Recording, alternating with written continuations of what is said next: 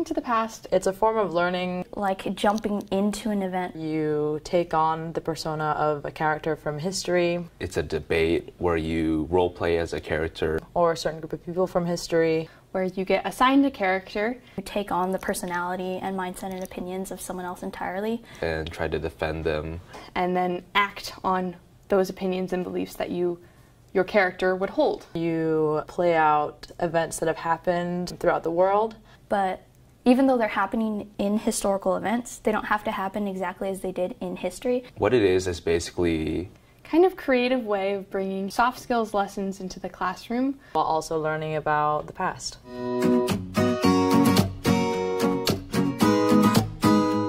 So before the first day of gameplay, you're going to receive your game book, and then you also get a roll sheet. Your professor is probably going to lecture a little bit about historical context, just kind of explain it, but they're also going to point to your game book and tell you to read it, which is very important. The game book is basically a really brief history book. And in the book, you'll find the rules as well as some more information about like time and even some about like your specific role. And your roll sheet is the most valuable piece of information you'll get. So that gives you a certain amount of background into who you are and the circumstances under which you'll be reacting. So that'll tell you like little secrets about things that only your character can do, or people who might be allies. You'll have a group of people that you'll have to act similar to, but in the end you'll always have your own specific goals and outcomes.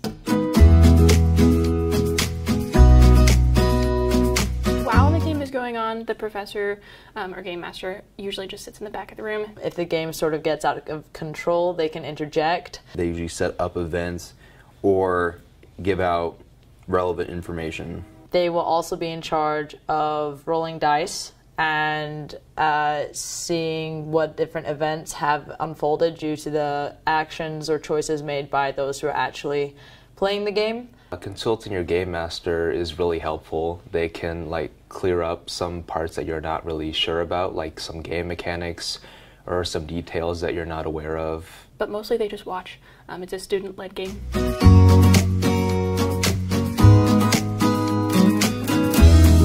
So the podium rule is whoever goes and stands up at the podium, you're supposed to listen to them and give them time to talk. So when you have that many people in one room who like all have things they want to say, it gets a little crazy. So like a line can form behind the podium, and if you want to talk, you go stand in line. But as soon as you're there, you get to command time and people's attention.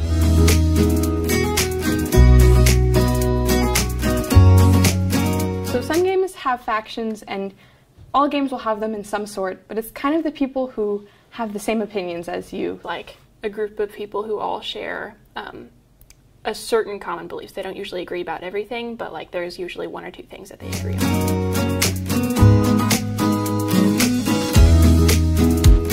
Indeterminates are people whose roll sheet doesn't tell them that they prefer like one specific point of view. They're really there to help sway the vote from one side to another. If you're not an indeterminate, you have to convince the indeterminates, and if you are an indeterminate, then you have to choose which side you want to support.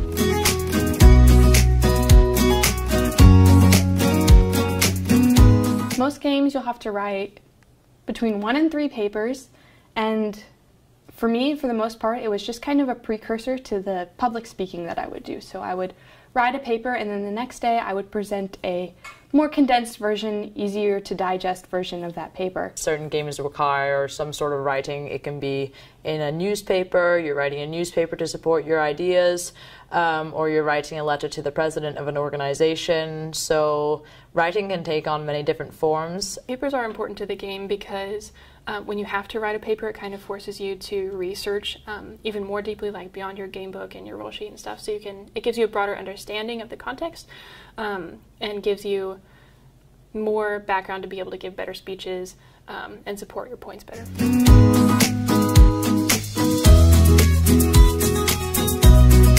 Before you give a speech, I would really get more familiar with your character, either by reading your character sheet more, or reading the book, or maybe doing some independent research. When formatting your speeches, I think it's important to remember what is actually happening in the game, what messages, ideas, opinions you're trying to convey to your audience, who your audience might be. Be prepared with a rebuttal for what the audience might present to you, so making sure all of your opinions are strong and you've got evidence from the game book or from your extra resources to back them up.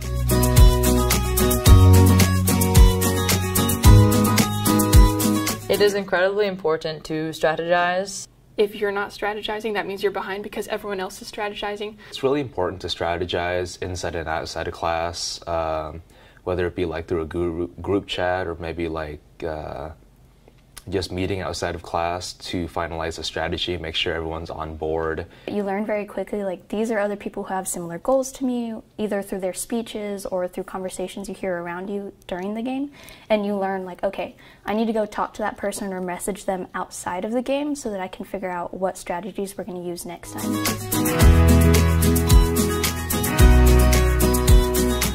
In the games, there's going to be certain roles that have kind of controversial content that you might not necessarily agree with, but it's your role sheet, so you have to pretend to be that person.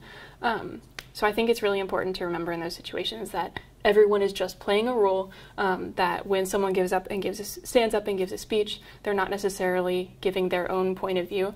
That's part of the challenge of the game, is being able to disconnect from your own beliefs and explore that of another and be able to defend those. One of the major things is just remembering to be respectful while we're having these dialogues, especially about topics that are so controversial. One thing that I think I learned was just how to adapt and empathize. So learning to shift your mindset and think the way other people were thinking, even if their opinion was different from yours. You can also talk to your professors if there's just something that you're really uncomfortable with, and they'll be able to help you with that.